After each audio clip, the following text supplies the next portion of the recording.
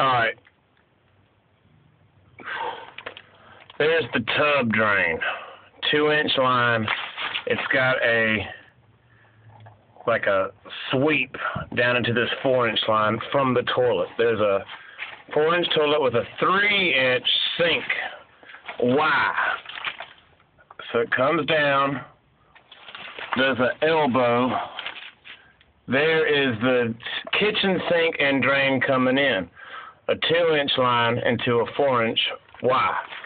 And you shoot on down here, and you got from the master bathroom 4-inch toilet, 2-inch sink, into what looks like a 4-inch, like a sanitary Y.